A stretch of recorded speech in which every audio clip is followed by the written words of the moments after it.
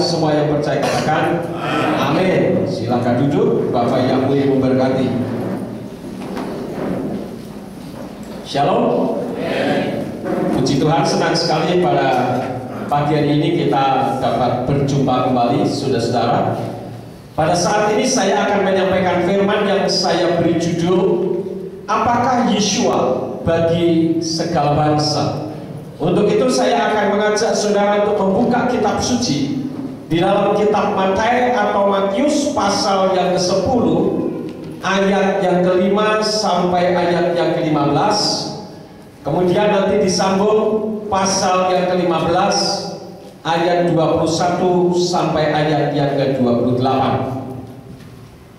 Saya akan baca terlebih dahulu di dalam kitab Matius pasal yang ke-10 ayat 5 sampai 15. Saya baca dari kitab suci Indonesia Literal Translation generasi yang kedua, yang demikian bunyinya. Yeshua mengutus ke-12 muridnya ini, seraya memberi tugas kepada mereka dengan berkata, janganlah kamu pergi ke jalan bangsa-bangsa lain, dan janganlah masuk ke kota orang-orang Somron atau Samaria. Malah sebaliknya, pergilah kepada domba-domba yang hilang dari keluarga Israel, dan seraya pergi, beritakanlah dengan berkata, kerajaan sorga sudah dekat. Sembuhkanlah yang sakit, tahirkanlah yang kusta, bangkitkanlah yang mati, usirlah setan-setan. Kamu sudah menerimanya dengan cuma-cuma, berilah pula dengan cuma-cuma.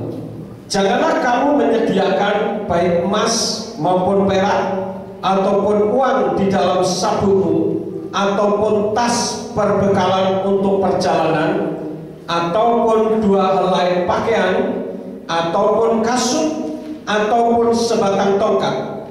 Sebab seorang pekerja layak atas makanannya.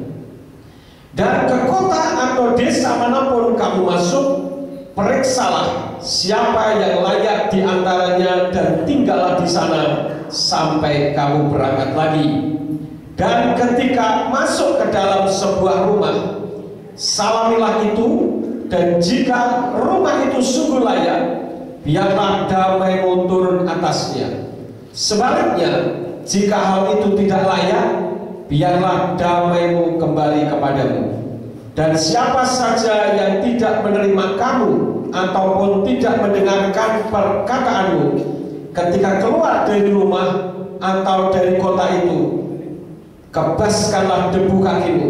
Sesungguhnya aku berkata kepadamu, pada hari penghakiman, negeri Sodom dan Gomora akan menjadi lebih ringan daripada kota itu. Kita buka lagi di dalam pasal yang ke-15,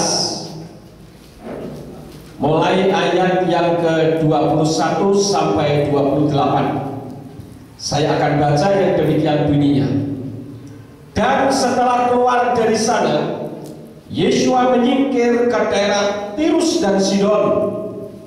Dan tampaklah seorang wanita Kanani yang keluar dari wilayah itu berseru kepadanya dengan mengatakan, Tuhan, putra Daud, berilah aku kemurahan. Anak perempuanku kerasukan setan sangat parah. Namun dia tidak menjawab sepatah kata pun kepadanya. Dan sambil mendekat, murid-muridnya meminta dia dengan mengatakan, suruhlah dia pergi, sebab ia berteriak-teriak terus di belakang kita. Dan seraya menanggapi, dia berkata, aku tidak diutus kecuali kepada domba-domba yang hilang dari keluarga Israel. Namun sambil mendekat, ia bersujud kepadanya seraya mengatakan, Tuhan, tolonglah aku. Akan tetapi seraya menanggapi, dia berkata, tidaklah baik mengambil roti anak-anak dan melemparkan kepada anjing. Namun dia berkata, benar Tuhan, karena anjing itu pun makan dari remah-remah yang jatuh dari meja tuannya. Pada waktu itu, sambil menanggapi, Yeshua berkata kepadanya, hai wanita, besar imanmu, terjadilah kepadamu sebagaimana yang engkau ingini. Dan sejak saat itu anak perempuan itu telah disembuhkan. Amin. Nah, saudara-saudaraku yang kekasih, ayat-ayat ini seringkali dijadikan alasan oleh banyak orang bahwa Yeshua yang selama ini di Indonesia dikenal dengan nama Yesus itu bukan untuk bangsa lain. Orang mengatakan bahwa Yeshua atau Yesus itu hanya untuk bangsa Yahudi. Apakah benar demikian? Memang kalau kita membaca dari ayat-ayat yang baru saja saya baca, sepintas lalu nampaknya demikian. Khususnya kalau kita kembali lagi ke pasal yang ke-10 ayat yang ke-5. Di sana dikatakan Yeshua mengutus ke-12 muridnya ini seraya memberi tugas kepada mereka dengan berkata, janganlah kamu pergi ke jalan bangsa-bangsa lain, dan janganlah masuk ke kota orang-orang sombong. Ayat di bawahnya dikatakan malah sebaliknya, pergilah kepada domba-domba yang hilang dari keluarga Israel. Itu ayat yang ke-5. Kemudian kalau kita membaca di dalam pasal yang ke-15 ayat yang ke-24, di sana dikatakan, dan seraya menanggapi dia berkata, aku tidak diutus kecuali kepada domba-domba yang hilang dari keluarga Israel. Nah, ayat-ayat inilah saudara-saudara yang menyebabkan orang berpikir bahwa Yeshua itu hanya untuk orang Yahudi, bukan untuk bangsa lain. Namun pada saat ini saya akan uraikan apa sih sebetulnya maksud dari ayat-ayat ini, dan apakah benar Yeshua itu hanya bagi bangsa Yahudi saja, tidak untuk bangsa lain. Karena ayat-ayat tadi itu sangat mengindikasikan eksklusif atau keselamatan itu hanya untuk orang Yahudi, bukan untuk bangsa lain dan tidak untuk bangsa lain. Nah, saudara-saudara, yang menjadi pertanyaannya, siapakah orang Somron tersebut yang selama ini kita kenal dengan nama Samaria? Siapakah mereka sebetulnya? Nah, kalau kita melihat sejarahnya, saudara-saudara, Somron, orang-orang Somron atau orang-orang Samaria ini sebetulnya adalah orang Yahudi juga, tetapi mereka adalah orang Yahudi keturunan Arab, seperti dari Syria, Venesia, Kanaan dan sebagainya. Oleh karena itu di dalam pasal yang ke-15 ayat yang ke-21 tadi, dimulai dari ayat itu berbicara kepada perempuan Kanaan. Itu juga orang Somron, orang Samaria.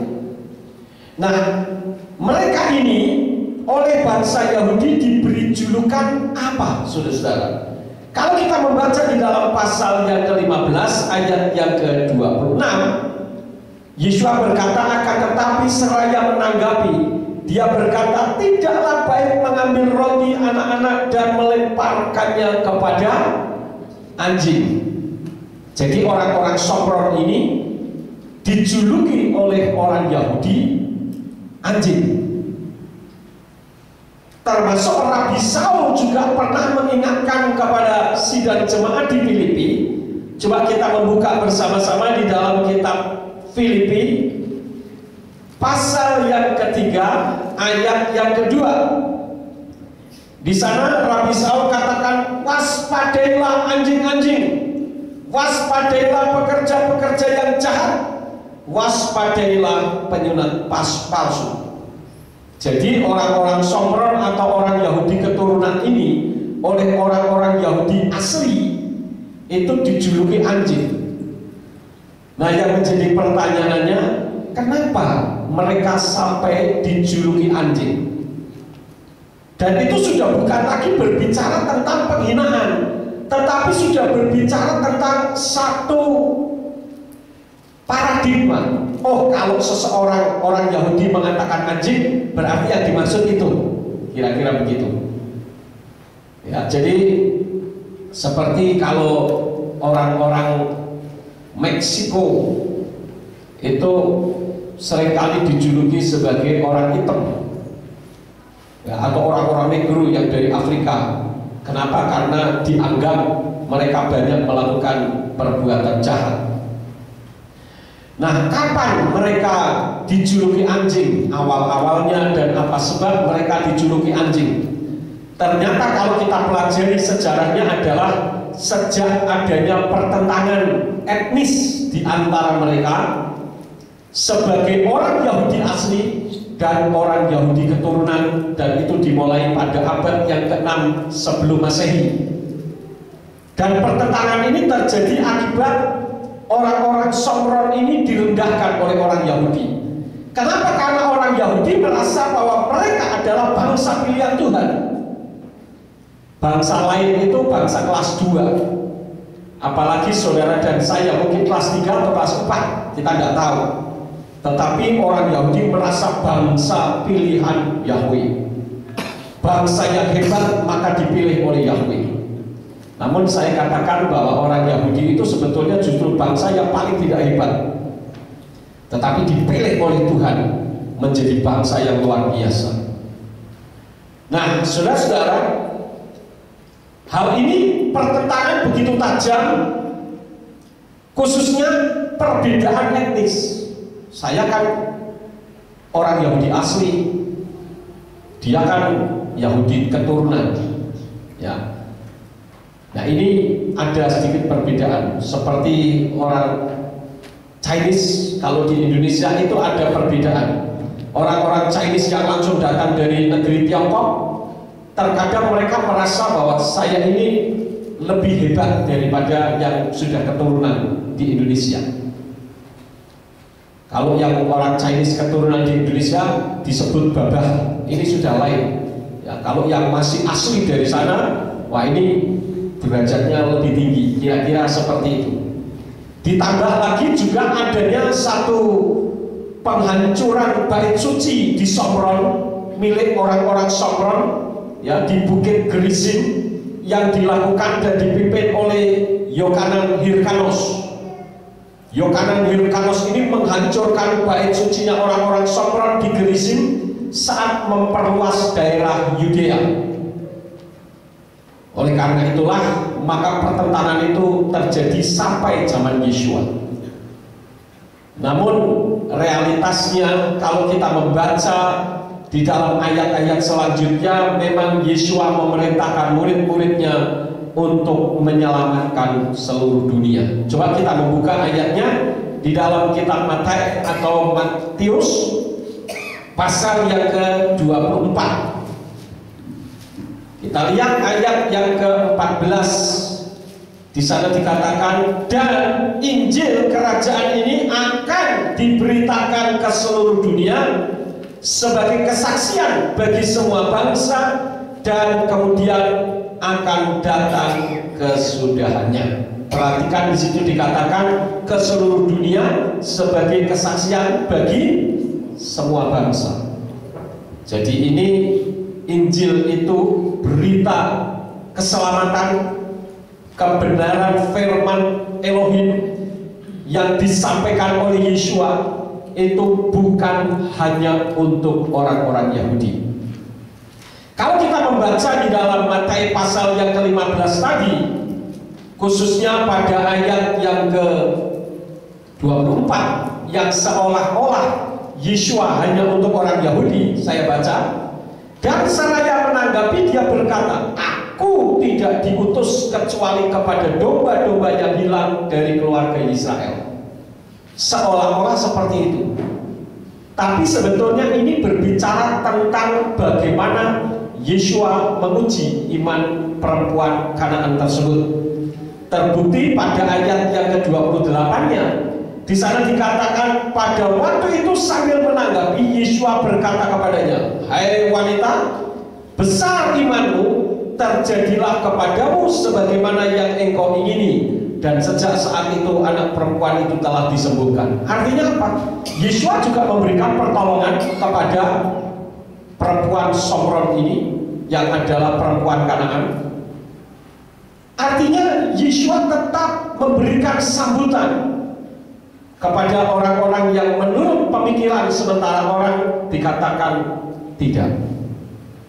Kalau kita membaca tulisannya Rabi Saul, juga kita melihat bagaimana Tuhan mengasihi umat manusia di seluruh dunia. Nah, sekarang saya akan lanjutkan kenapa murid-murid hanya diutus kepada domba-domba yang hilang dari rumah Israel dalam ayat-ayat itu. Lalu siapakah mereka sebetulnya?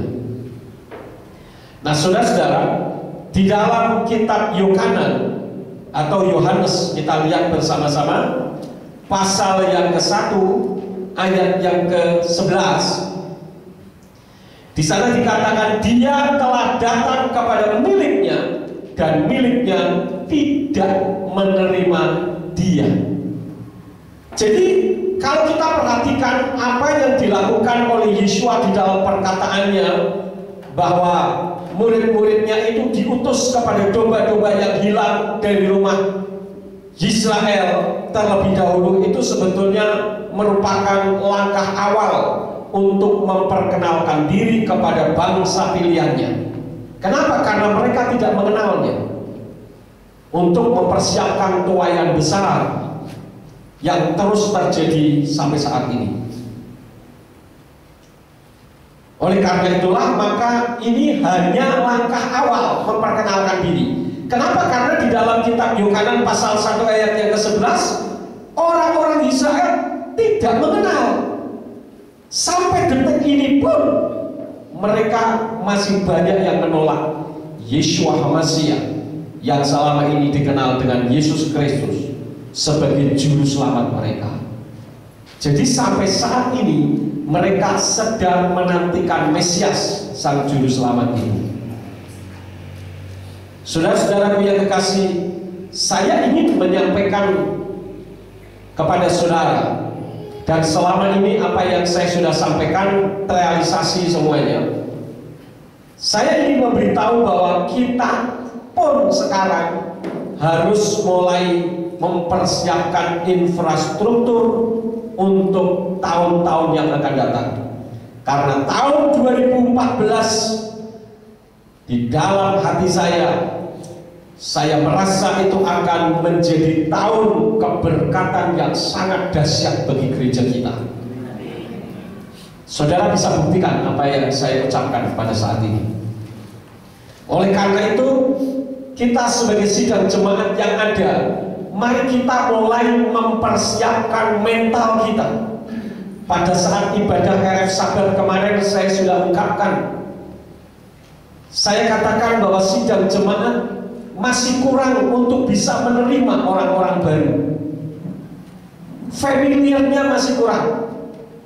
Karena itu mari kita mempersiapkan hati, pikiran, dan sikap-sikap kita untuk bisa menerima kehadiran orang-orang yang baru.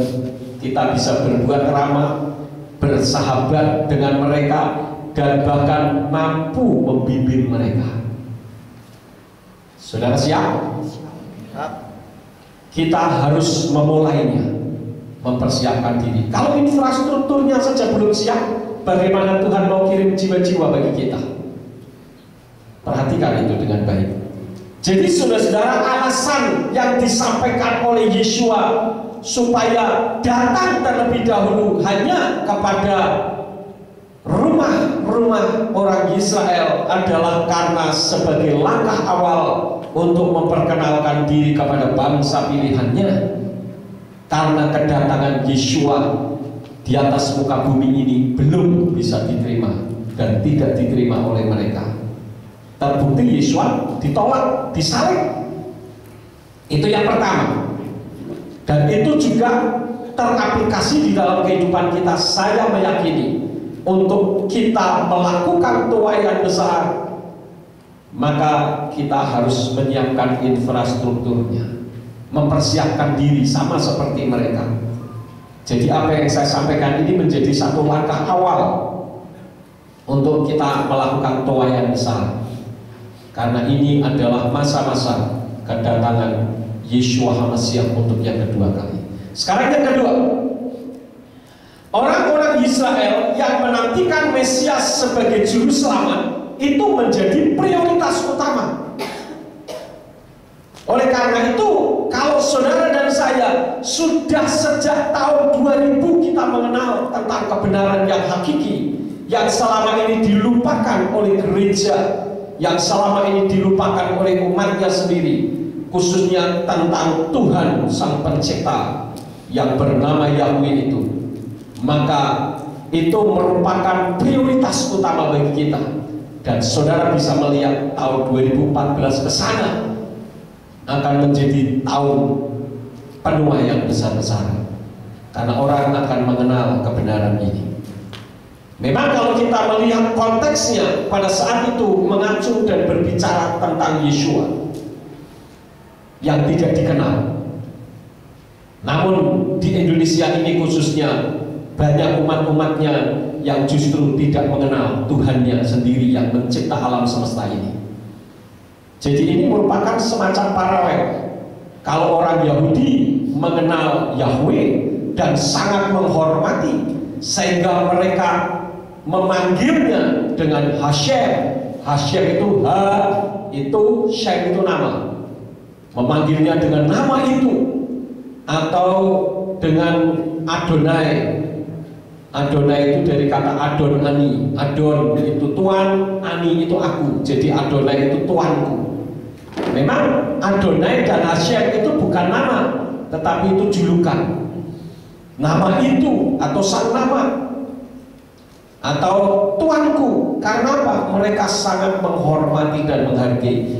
Namun Yeshua ditolak oleh mereka.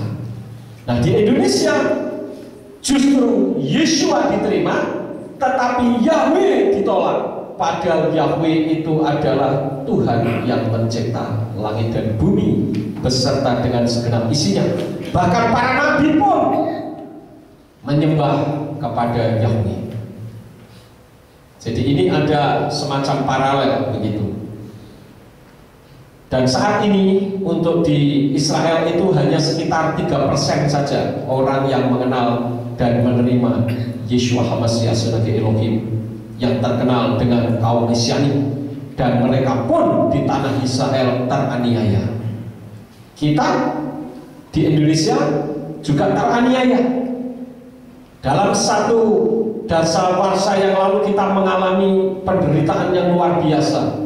Namun sekarang kondisi itu sudah mulai berubah. Dan kalau kita melihat dari banyak ayat, saudara-saudara, akan membuktikan bahwa Yeshua ada di bumi ini bukan hanya untuk orang Yahudi saja. Mari kita membuka ayat-ayatnya. Yang pertama di dalam kitab Injil Yohanan atau Yohanes pasal yang ke-7 sampai ayat yang ke-9. Saya akan baca. Di situ berbunyi, datanglah seorang wanita dari Somron untuk menimba air. Jadi ini wanitanya wanita Somron juga. Yeshua berkata kepadanya, berilah minum kepadaku, sebab para muridnya telah pergi ke kota agar mereka dapat membeli makanan. Lalu wanita Somron itu berkata kepadanya, bagaimana engkau selaku seorang Yahudi meminta minum daripadaku, seorang wanita Somron? Sebab orang-orang Yahudi tidak bergaul dengan orang-orang Somron. Ini pengakuan dari orang Somron itu sendiri, pengakuan dari orang Samaria itu sendiri, bagaimana orang Yahudi tidak bisa bergaul dengan mereka. Namun Yeshua mempelopori untuk berbicara kepadanya. Kemudian kalau kita membaca ayat-ayat selanjutnya dari ayat yang ke-22 sampai ayat yang ke-26, demikian bunyinya, kamu menyembah apa yang tidak kamu kenal, karena mereka menyembah Tuhan di Bukit Gerizim. Kami menyembah apa yang telah kami kenal, karena keselamatan itu berasal dari orang-orang Yahudi. Namun waktunya sedang tiba, dan itu adalah sekarang, manakala para penyembah yang benar akan menyembah kepada Bapa dalam roh dan kebenaran, sebab Bapa pun sedang mencari orang-orang yang menyembah Dia seperti itu. Elohim itu roh, dan mereka yang menyembah Dia seharusnya menyembah dalam roh dan kebenaran. Wanita itu berkata kepadanya, aku tahu bahwa Mesias yang disebut Hamasya sedang datang. Pada waktu Dia itu datang, Dia akan memberitakan kepada kami segala sesuatu. Lalu ayat yang ke-26 katakan apa? Yeshua berkata kepadanya, akulah Dia yang sedang berbicara kepadamu. Jadi Mesias yang dijanjikan, juru selamat dunia, itu bukan hanya bagi orang Yahudi asli, tetapi juga bagi orang Yahudi keturunan, dan bahkan bagi seluruh dunia, bagi seluruh bangsa dan suku bahasa, termasuk saudara dan saya. Dan ini sekaligus membuktikan bahwa kehadiran Yeshua di atas muka bumi bukan hanya untuk satu bangsa, yaitu bangsa Yahudi saja. Dan hasilnya apa? Dari apa yang Yeshua sampaikan tadi, kalau kita membaca dari ayat yang ke-39 sampai ayat yang ke-42 di dalam kitab Yohanan pasal yang keempat, saya akan baca demikian bunyinya. Dan dari kota itu banyak orang sombong telah percaya kepadanya karena perkataan wanita yang bersaksi. Dia telah mengatakan kepadaku segala sesuatu apa saja yang telah aku perbuat. Jadi dosa-dosa yang dilakukan oleh perempuan sombong ini diketahui oleh Yeshua. Padahal mereka baru saja bercakap-cakap. Kenapa? Karena Yeshua memang Elohim. Dia Tuhan Maha Tahu, sehingga Dia tahu siapa perempuan yang sedang diajak bicara. Ayat 40 dikatakan, kemudian tatkala orang-orang sombong itu datang kepadanya, mereka memintanya untuk tinggal bersama mereka, dan Dia tinggal di sana 2 hari. Jadi Yeshua mempelopori untuk datang dan tinggal bersama dengan mereka yang notabene dianggap orang-orang kafir. Dan lebih banyak lagi orang yang percaya karena firman-Nya. Dan mereka berkata kepada wanita itu, kami percaya bukan lagi karena perkataanmu, karena kami sendiri telah mendengarkan dan kami mengetahui bahwa Dia inilah sesungguhnya Mesias, juru selamat dunia. Jadi Yeshua itu juru selamat dunia, ya. Dalam ayat yang ke-42, artinya Yeshua itu bukan hanya untuk orang Yahudi saja. Nah, sekarang yang menjadi pertanyaannya lebih jauh, kenapa Yeshua untuk segala bangsa di dunia ini? Hal yang pertama adalah Yeshua itu sebagai firman Yahweh yang satu hakikat, namun Dia juga adalah Yahweh. Coba kita membuka di dalam kitab Yohanan pasal yang ke-1 ayat yang ke-1.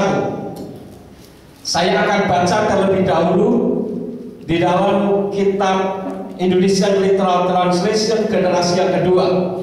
Di situ berbunyinya, pada awalnya ada firman, dan firman itu ada bersama Elohim, dan firman itu adalah Elohim. Ini terjemahannya sudah agak lumayan dibandingkan dengan terjemahan yang diterjemahkan oleh Yayasan Lembaga Alkitab Indonesia. Namun kalau kita mengacu kepada kitab Hafrit Hakadasa yang berbahasa Ibrani, yang di sana kalau dibaca berbunyi Beresit haya hadafar, wa hadafar haya et ha Elohim, wa hu hadafar haya Elohim. Terjemahan yang tepat demikian. Beresit haya hadafar, pada mulanya ada dafar atau firman. Wa hadafar haya et ha Elohim, dan dafar yang ada itu bersama-sama dengan Elohim. Wahu hadafar haya Elohim, dan Dia dafar yang ada itu Elohim. Yeshua adalah dafar. Yeshua adalah firman yang hidup. Dia adalah Yahweh yang turun ke atas muka bumi ini. Itulah sebabnya karena Dia Elohim, maka Dia bisa menjadi apa saja dan bisa menjadi berapa saja. Itu yang kita sebut dengan Echad, atau istilah kerennya omnipresent, maha hadir, maha ada. Saya mau tanya kepada saudara, apakah kita percaya bahwa roh Yahweh pada pagi hari ini ada di tengah-tengah kita? 100 kilometer dari tempat ini, di sana ada gereja-gereja yang menyembah Yahweh di dalam Yeshua HaMashiach. Apakah roh yang sama juga ada di sana? Mungkin 1.000 kilometer lagi juga ada gereja yang menyembah kepada Bapa Yahweh di dalam Yeshua HaMashiach. Apakah roh Elohim, roh Yeshua, roh Yahweh ada di sana? Ada. Pertanyaannya, ada berapa Yeshua? Ada berapa Yahweh? Ada berapa Elohim kita? Satu tetap. Itulah sebabnya maka kata satu untuk Yahweh disebut Echad. Jadi ketika Yahweh turun ke atas muka bumi ini dalam wujud Yeshua HaMashiach untuk berfirman kepada manusia, Yahweh-nya ada, Yeshua-nya ada. Namanya juga Elohim, namanya Tuhan. Dia mau jadi berapa saja, mau jadi apa saja, dalam waktu yang bersamaan pun tidak masalah, namanya Tuhan. Beda dengan manusia. Kalau manusia itu berlaku satu tetapi tunggal. Nah, satu tetapi tunggal dalam bahasa Ibrani itu Yahid.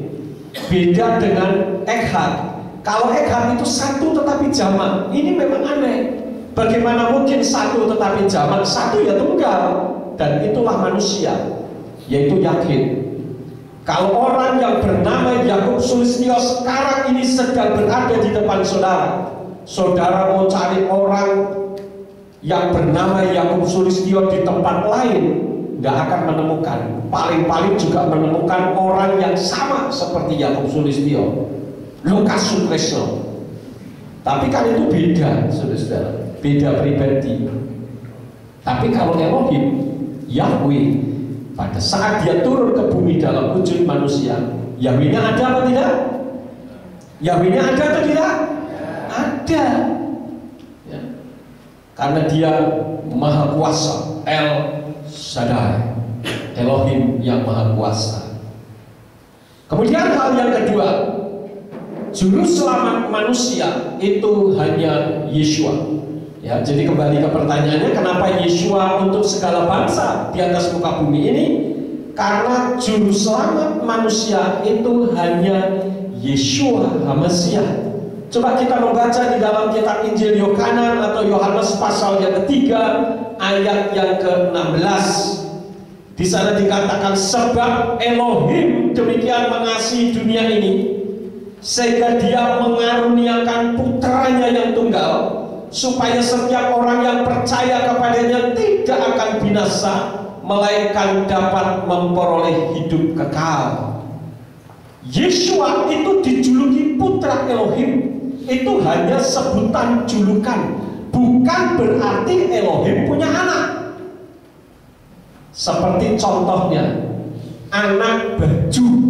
Anak baju itu apa? Kancing. Apakah bajunya punya anak? Tidak kan? Anak Ambarawa artinya apa? Orang yang berasal dari Ambarawa. Bukan berarti Ambarawa punya anak. Nah, yang disebut putra Elohim atau anak Elohim bukan berarti Elohimnya punya anak. Itu hanya istilah pada saat Yahweh turun ke atas muka bumi dalam wujud manusia, yaitu Yeshua HaMashiach. Paham saudara? Tuhan tidak punya anak, dan memang Tuhan tidak beranak, ya. Tetapi merupakan manifestasi.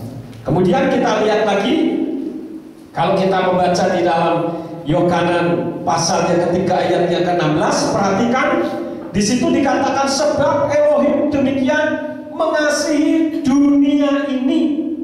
Tidak dikatakan sebab Elohim demikian mengasihi orang Kristen. Tidak. Malah saya katakan mungkin banyak orang Kristen yang dibenci oleh Tuhan karena tingkah lakunya tidak sesuai dengan apa yang tertulis di dalam kitab suci. apa yang diajarkan oleh Tuhan. Jadi saudara-saudaraku yang kekasih, Elohim mengasihi apa? Seluruh dunia ini. Apa yang dikasih? Umat manusia, segala bangsa, segala suku dan bahasa itu dikasih karena mereka semuanya adalah ciptaan Yahweh, ciptaan Tuhan. Kita baca lagi di dalam kitab Kisah Rasul, Kisah Rasul pasal yang keempat, ayat yang ke-12.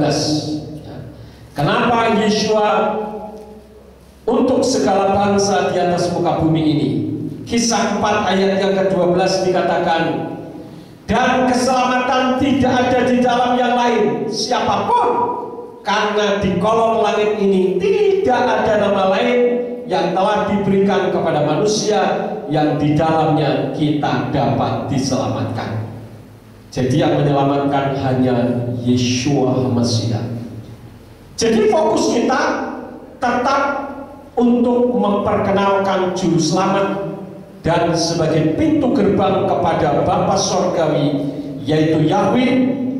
Karena selama ini ada beranggapan bahwa gereja-gereja yang sudah menyebut nama Yahweh, gereja itu lupa kepada misi penginjilan, lupa kepada amanat agung Tuhan di dalam kitab Matius pasal terakhir, ayat yang terakhir. Kenapa yang diributkan nama dulu? Ya habis Tuhan kita punya nama, sementara namanya masih salah, ya kita ributkan supaya namanya benar. Kan gitu. Karena itu seringkali saya katakan, mari kita hormati umat-umat Islam.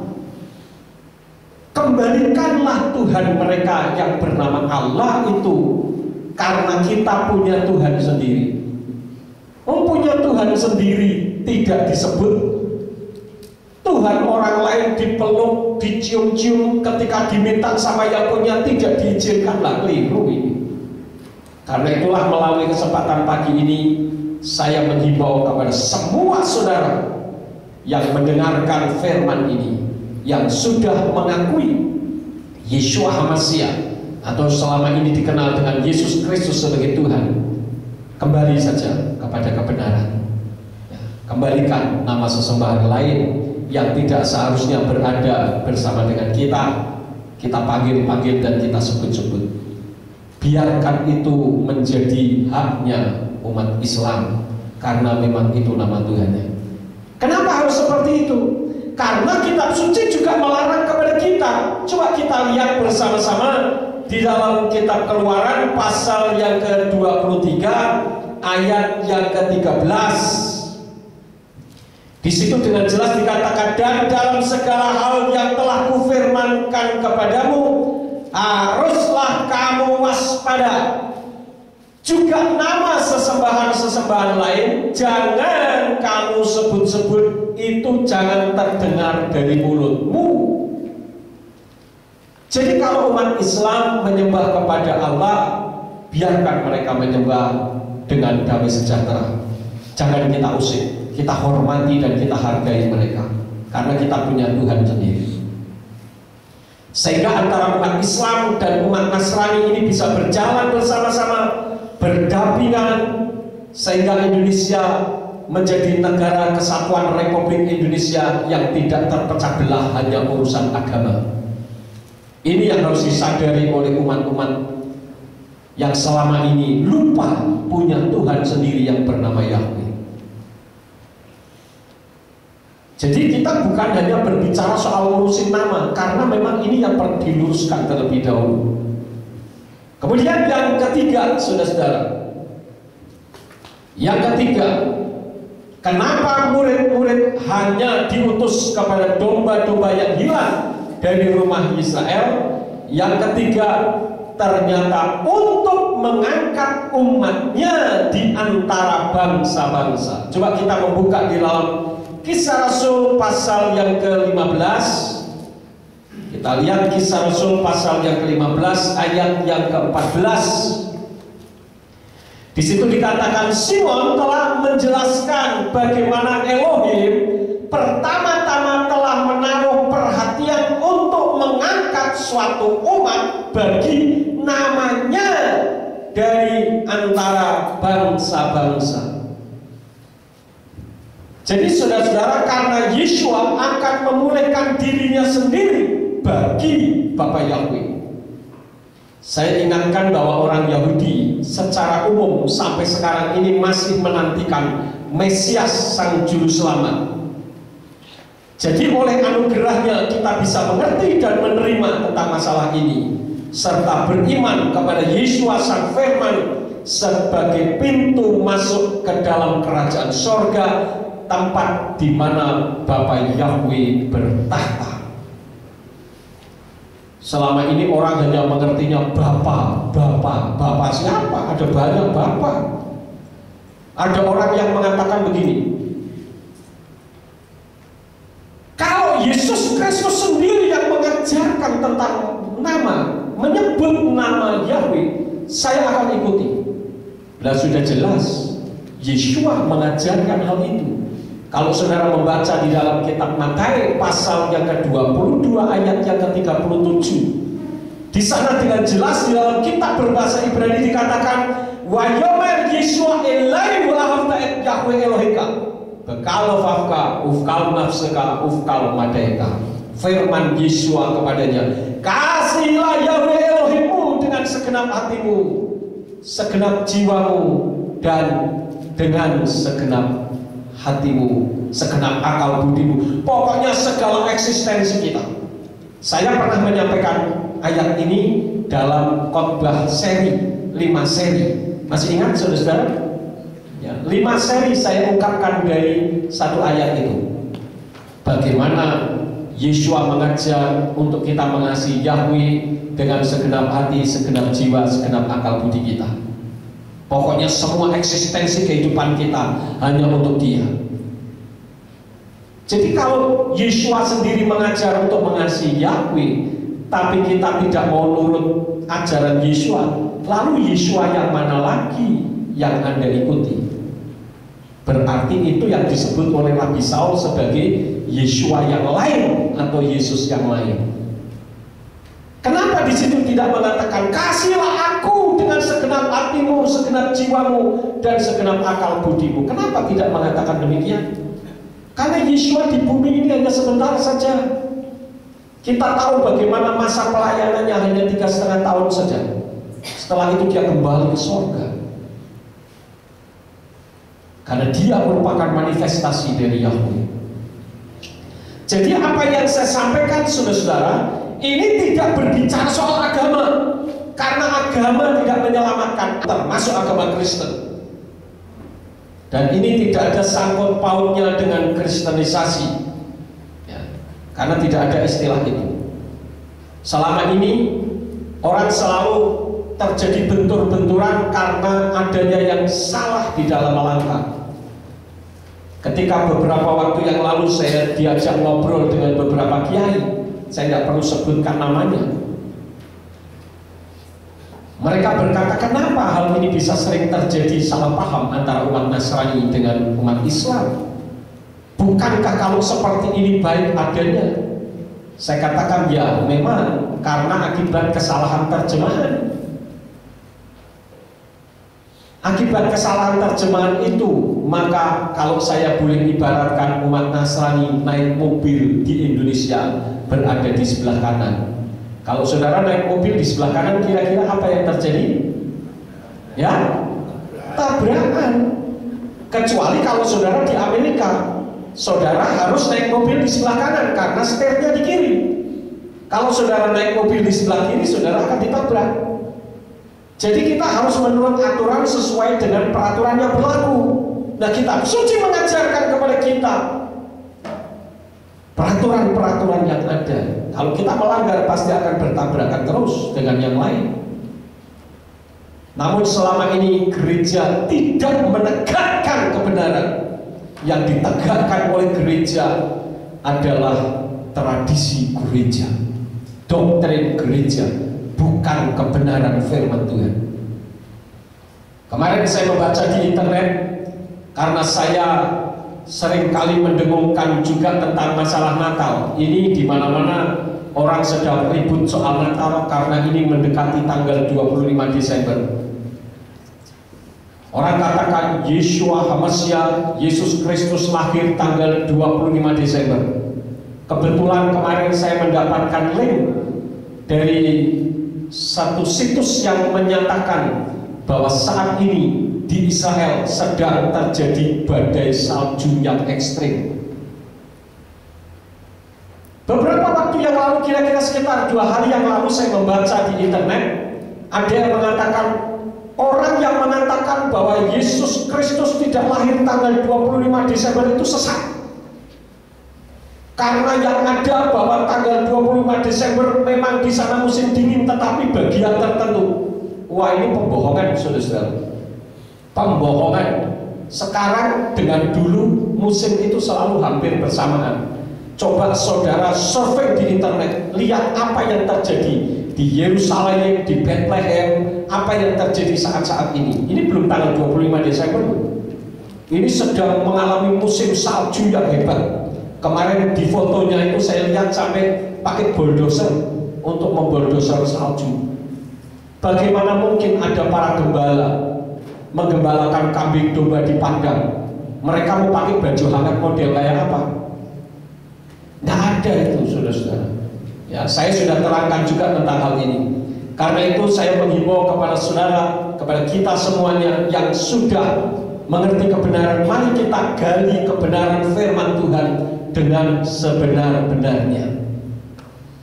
Minta bimbingan yang mengerti. Jangan juga kita belajar dari internet tanpa diklarifikasi dengan kitab suci yang ada, karena akan jadi salah. Namun juga jangan kita menegakkan tradisi gereja yang tidak sesuai dengan firman Tuhan. Contohnya kalau Natal itu ada Sinterklas, ya. Anak-anak kecil lebih berterima kasih kepada Sinterklas daripada berterima kasih kepada Yeshua HaMashiach Tuhannya sendiri. Ini kan memasukkan budaya-budaya kafir ke dalam gereja. Memang tidak semua gereja melakukan itu, tetapi semua orang tahu Sinterklas itu munculnya pada saat apa, saudara-saudara? Pada saat Natalan, pada muncul masuk gereja, masuk mall. Wah, ini berbahaya sekali. Kita harus kembali kepada firman Tuhan. Jadi apa yang saya sampaikan ini tidak berbicara tentang kristenisasi. Kenapa? Karena Isa Al-Masih itu bukan Yesus Kristus, bukan Yeshua HaMashiach. Dulu waktu saya pertama kali mengungkapkan ini, ada pendeta yang marah sama saya. Wah, ya ngawur saja ngomong. Saya bilang, coba Bapak teliti di dalam Al-Quran, Isa itu lahirnya di mana? Isa lahirnya di bawah pohon korma. Yeshua HaMashiach lahirnya di mana? Di kandang. Sama apa enggak? Enggak sama. Tadi malam saya sempat ketemu dengan seorang muslim taat yang rencana akan mengerjakan bukit doa, saudara-saudara. Beliau ngobrol dengan saya dan ternyata beliau tahu tentang saya dari internet. Dia bilang, wah, saya mengenal Pak Yakub dari internet. Bagaimana nama Bapak dikutuki, dihina, bahkan dicaci maki dan dilakukan oleh para pendeta. Loh, aneh, saudara-saudara. Orang lain bisa mengenal kebenaran, sementara orangnya sendiri justru menolak. Jadi sekali lagi bahwa Yeshua itu bagi semua bangsa, seluruh dunia, dan kita tidak harus menjadi proselit atau mengikut agama Yudaisme. Ya, karena Yeshua bukan pendiri Yudaisme, tetapi petunjuk jalan ke surga, tempat di mana Bapa Yahweh Sang Pencipta ada. Akulah jalan, kebenaran, dan hidup. Tidak ada seorang pun sampai kepada Bapa kalau tidak melalui aku, kata Yeshua. Jadi ini berbicara tentang keselamatan, bukan berbicara soal agama. Kita memang harus bertoleransi beragama, itu harus, karena kalau tidak akan menimbulkan masalah di negara ini. Justru dengan kita tidak menyebut nama sesembahan agama lain, Ini merupakan cara salah satu di antara kita bertoleransi terhadap agama lain, khususnya terhadap umat Islam. Kita hargai mereka. Saya yakin semua agama mengajarkan kebenaran, saya yakin itu. Nah, karena itu kalau saudara mengakui itu, mari kita pegang kebenaran yang kita imani sendiri. Jangan kita ikut campur ke agama lain sehingga justru menimbulkan permasalahan. Dan saya akan akhiri satu ungkapan bagi saudara. Tahun depan merupakan tahun kesuksesan yang sangat besar bagi gereja kita. Dan ini pasti akan terjadi. Buktikan saja apa yang saya sampaikan. Oleh karena itu persiapkan diri kita, ya, khususnya untuk saudara-saudara yang sudah mengenal nama Yahweh. Pada saat memberitahu kepada mereka, beritahukan dengan lemah lembut. Masalah mereka mau menerima atau tidak, biarkan saja. Jadi tidak usah kemudian kita memaki-maki, merasa ini loh saya tahu, kamu kan tidak tahu. Wah, itu kesalahan besar. Bagaimana orang bisa mengerti kalau kita mengejudge, menghakimi mereka? Saya bersyukur saya membaca di internet, melihat di YouTube, bahkan dapat kesaksian dari Gembala Andi Simon di Balikpapan bahwa gereja besar di Indonesia, yaitu gereja dengan sinode YHS, Yakin Hidup Sejahtera, yang dipimpin oleh Yusak Hadi Siswantoro, dalam bulan-bulan ini menerima Yeshua HaMashiach sebagai Elohim, yang adalah Yahweh Sang Pencipta. Dan ini jemaatnya puluhan ribu, saudara-saudara. Ya, saya bersyukur. Ya, ada gereja besar, pendeta besar berani menyatakan ini, dan bahkan YouTube-nya sudah beredar di mana-mana. Ini menjadi pelopor gereja-gereja besar. Jangan sudah melayani pekerjaan Tuhan, jemaatnya puluhan ribu, tidak berani menyampaikan kebenaran, takut piring nasinya pecah, pensiun saja jadi pendeta. Ini bukan contoh seorang pengajar kebenaran. Ingat, kitab suci katakan bahwa menjelang kedatangan Yeshua HaMashiach yang kedua kali akan ditandai salah satu di antaranya pembinasa keji berdiri di tempat kudus. Kita buka sebagai ayat yang terakhir di dalam kitab Matius pasal yang ke-24, ayatnya yang ke-15. Oleh karena itu, bila mana kamu melihat pembinasa keji yang dibicarakan oleh Nabi Daniel dengan berdiri di tempat yang kudus, siapa yang membaca biarlah dia memahaminya. Jadi kalau kita melihat ada pembinasa keji berdiri di tempat kudus, hati-hati. Pembinasa keji itu siapa? Itu orang yang jahat, saudara. Berdiri di tempat kudus. Tempat kudus itu di mana? Di mimbar seperti ini. Kenapa dikatakan pembinasa keji? Bukankah orang yang berdiri di mimbar seharusnya adalah orang yang mengajarkan kebenaran? Dia disebut pembinasa keji karena dia mengerti kebenaran tetapi tidak berani mengajarkannya. Takut piring nasinya pecah, takut miskin, sehingga tidak berani mengajarkan. Saya tidak akan memperpanjang firman. Biarlah firman Tuhan yang disampaikan pada saat ini akan mengingatkan dan memberikan keteguhan bahwa Yeshua HaMashiach bagi segala bangsa, bagi saudara dan bagi saya. Kita tidak perlu menjadi orang Yahudi, harus pakai pakaian Yahudi. Mau pakai boleh, silakan. Tetapi itu bukan merupakan ketentuan yang harus dipaksakan. Ada orang berkata kita harus ibadah hari Sabtu.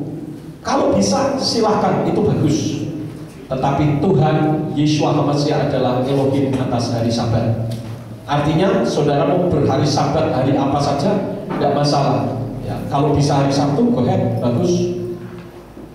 Tetapi kalau itu merupakan satu keharusan di mana hari Minggu dikatakan itu harinya Dewa Matahari, karena Sunday itu adalah harinya matahari, artinya Dewa Matahari, saya bisa katakan Sabtu itu bahasa Inggrisnya Saturday, itu adalah untuk penyembahan terhadap dewa Saturnalia. Setiap hari itu sudah menjadi nama-nama sesembahan dewa. Jadi bukan itu, tetapi berikan waktu khusus untuk Tuhan. Ya, kalau bisa setiap hari kita mendekatkan diri kepada Tuhan lebih baik, dan tidak usah juga kita jadi tergiur dengan kita harus menghadap ke Yerusalem. Jadi kita kebaktiannya harus menghadap ke Yerusalem. Kita pakai kompas nanti, ini di kompas Yerusalemnya ada di mana. Kalau Yerusalemnya ada di pojok sana, ya nanti kursinya semua menghadapnya nyamping begitu. Nah, ini juga merupakan satu kekeliruan. Yang dimaksud bukan itu sebetulnya. Yang dimaksud adalah bahwa kita ini berkiblat kepada orang Israel, bukan berkiblat kepada orang Yunani, orang Cina, atau orang yang lain, ya, karena keselamatan datang dari orang Yahudi, kan tadi dikatakan demikian.